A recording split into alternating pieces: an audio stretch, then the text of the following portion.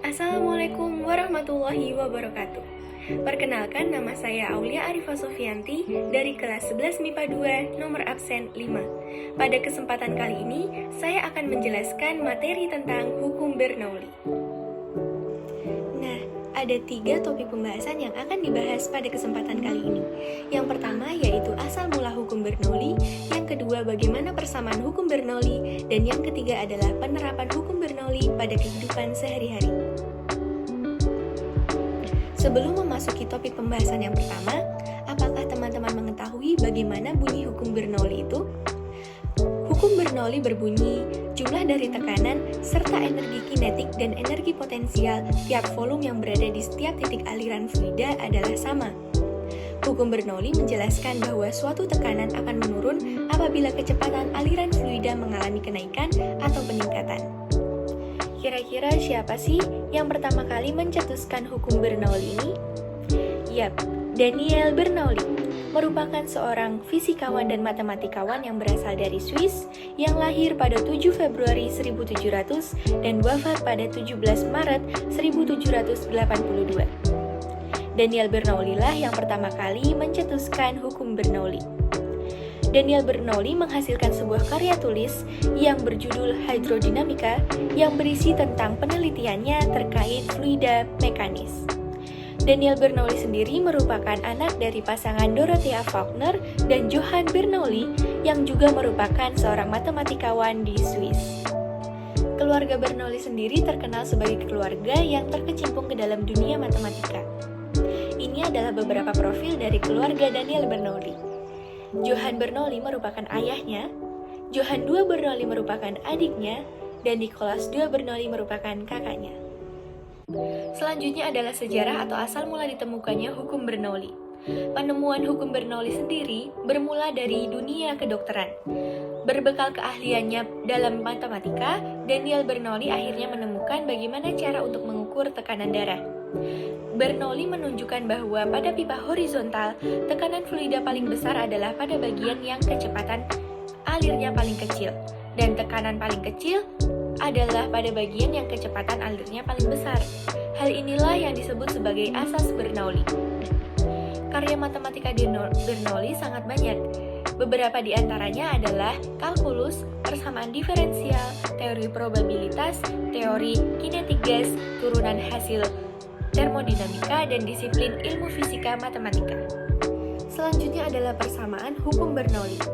Dapat dilihat pada gambar, terdapat sebuah pipa dengan 2 ujung yang memiliki luas menampang yang berbeda, dan juga ketinggiannya yang berbeda. Hal ini akan menyebabkan tekanan dan juga kecepatan alirnya berbeda. Nah, bermula dari W atau usaha sama dengan perubahan energi atau delta E, maka dapat disimpulkan bahwa persamaan Bernoulli adalah sebagai berikut. P1 ditambah setengah rho V1 kuadrat ditambah rho GH1 sama dengan P2 ditambah setengah rho V2 kuadrat ditambah rho GH2. Dengan P ditambah setengah rho V kuadrat ditambah rho GH adalah konstan, di mana P adalah tekanan dengan satuannya adalah Pascal, rho adalah massa jenis dengan satuannya kilogram per meter kubik, dan V adalah kecepatan yang satuannya meter per sekon, G adalah percepatan gravitasi yang satuannya meter per sekon kuadrat, dan H adalah ketinggian pipa yang satuannya meter. Lalu kita telah sampai pada topik pembahasan yang terakhir, yaitu penerapan hukum Bernoulli pada kehidupan sehari-hari. Yang pertama adalah gaya angkat pesawat.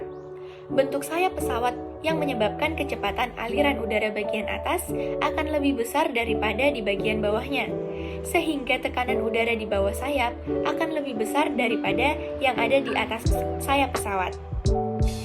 Hal ini didapatkan persamaan F1 dikurangi F2 sama dengan setengah rho A dikali V2 kuadrat dikurangi V1 kuadrat. Yang kedua adalah alat penyemprot. V2 lebih besar dari V1.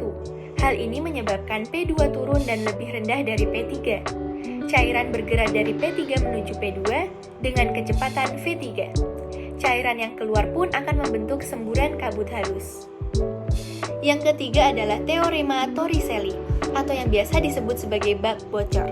Jika suatu wadah yang berhubungan dengan atmosfer di atasnya memiliki lubang yang jauh lebih kecil dari luas penampang wadah, maka kelajuan semburan fluida sama dengan kelajuan gerak jatuh bebas benda.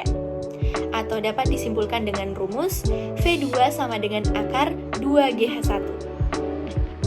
Yang keempat adalah venturimeter. Venturimeter sendiri merupakan suatu alat yang dibuat berdasarkan konsep tabung venturi atau pipa yang memiliki bagian yang menyempit. Venturimeter sendiri sering digunakan untuk mengukur kelajuan fluida. Venturimeter terdiri dari dua jenis, yaitu yang menggunakan manometer dan yang tanpa manometer. Yang tanpa manometer dapat dirumuskan dengan rumus P1 dikurangi P2 sama dengan setengah rho dikali V2 kuadrat dikurangi V1 kuadrat, sama dengan rho GH. Yang kedua adalah yang dengan manometer. Dapat dirumuskan P1 dikurangi P2 sama dengan setengah rho dikali V2 kuadrat dikurangi V1 kuadrat sama dengan rho aksen dikurangi rho dikali G dikali H. Yang kelima ada tabung pitot. Tabung pitot terdiri atas tabung vertikal yang mendatar dengan A1 dan sebuah tabung berbentuk U dengan A2. Kedua pipa dihubungkan satu sama lain dengan salah satu ujung pipa U dimasukkan ke dalam pipa vertikal dengan susunan seperti pada gambar. Hal ini dapat dirumuskan dengan rumus PB dikurangi PA sama dengan setengah rho V kuadrat sama dengan rho aksen dikali H dikali G. Selanjutnya yang keenam dan yang terakhir adalah karburator. Karburator sendiri merupakan alat yang mencampur udara dan bahan bakar untuk sebuah mesin pembakar dalam. Dapat dilihat pada gambar. Penampang di atas jet menyempit, sehingga udara bergerak dengan kelajuan tinggi dan tekanan pada bagian ini akan menjadi rendah. Tekanan di dalam tangki sama dengan tekanan atmosfer yang memaksa bahan bakar tersembur keluar melalui jet, sehingga bahan bakar akan tercampur dengan udara sebelum memasuki silinder mesin. Baik, itulah yang bisa saya sampaikan mengenai hukum Bernoulli. Mohon maaf apabila ada salah kata. Terima kasih atas perhatiannya dan wassalamualaikum warahmatullahi wabarakatuh.